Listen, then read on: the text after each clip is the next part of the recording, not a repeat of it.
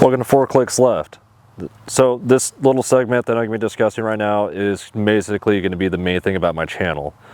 I took 10 years off because of injuries, different decisions in employment, things happen in life. I actually had to take quite a bit of time off and come back to it because of injuries more than anything else.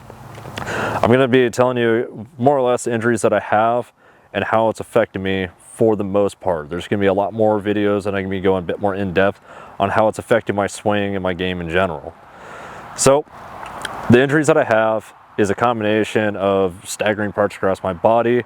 I am going to start with, yes, I am a veteran. No, they are not combat wounds. These are just things that has happened either from construction or injuries that I have from training in the Army. They're not like life-threatening, no crazy things, no cool stories, just stupid injuries for stupid things, right? So I have a couple compressed discs in my lower back, in my spine. I have a torn rotator cuff. It's one of the muscles that crosses from your shoulder into your pectoral. I have a left knee that was blown out. I have damage in my right ankle, which they weren't able to officially diagnose, let alone really try to, so I don't even know what happened with that. It's affected me still today. I have damaged my left wrist a good number of times to where I have a lot of tension in it, and I've broken or jammed pretty much every single finger in both hands minus my pinky. It's definitely made things really hard and for the most part interesting on trying to get back into golf. The back is probably the biggest one that's affected me the most. I still maintain a good amount of flexibility in my rotation, but because it gets stiff or I get sharp pains that shoot through it, it causes a more exaggerated slice than I used to have. I used to have a bad slice because of how pretty much close and guarded I was in my swing. Now that's my back that causes me to have that issue. My left knee, I tend to block myself because it'll either lock up or subconsciously I will actually protect my knee in my downswing, and I just, in short, I get afraid of actually hurting it, so I will stand back, which causes pretty bad top, or I'll just snap hook it.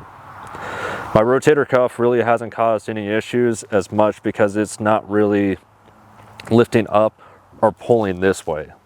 That's where I had the biggest issues. Just to more or less show you, I still have range of motion to it, but not. That's me trying to lift as hard up as I possibly can. There is limitations with it.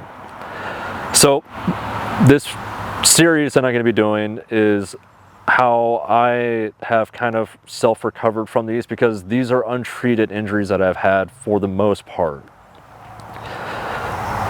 I'm going to be showing how it's affecting my game returning after 10 years and trying to adapt to them, as well as I am going to do a little side series of different random videos, equipment reviews, swing thoughts, other things like that, just to kind of have little filler things in. But I do want to have a main journey that I'm going to be showing to hopefully explain a little bit about who I am, what this channel is going to be about, as well as if you're injured yourself or something, hopefully this gives you a bit of inspiration to just get up and go. I'm not going to lie, between a couple of my injuries, I was absolutely petrified in fear with how disabling it was to me. My knee, when that happened, I tried to stand up immediately and I couldn't put any pressure, let alone stand on it. It just wanted to keep collapsing on me. And I thought the world was pretty much coming to an end because I wasn't able to actually stand under my own physical strength. About 6 months later, I was pretty much able to walk, get around again, and without any issues. It still hurts and it still gets stiff. My shoulder, when I tore it, I wasn't able to lift it from my elbow up. I could only move my arm, which, as funny as it was, at that point, that was an injury in the Army. That's the arm I usually carry stuff anyway, so I was still able to salute the officers and everything that would walk by. It just was very injured. I don't even know how to put words together with it right now. It sucked. I realized how much you use your left arm. I had issues even putting a seatbelt on and report into PT and stuff. My back has been an ongoing injury for a very long time, pretty much back when I was in high school, and it's only gotten worse as time has gone on. That's another one that I've been fighting my entire life. I keep trying to do different exercises and stretches and stuff to make sure that I have strength and mobility and I'm still able to do things I do.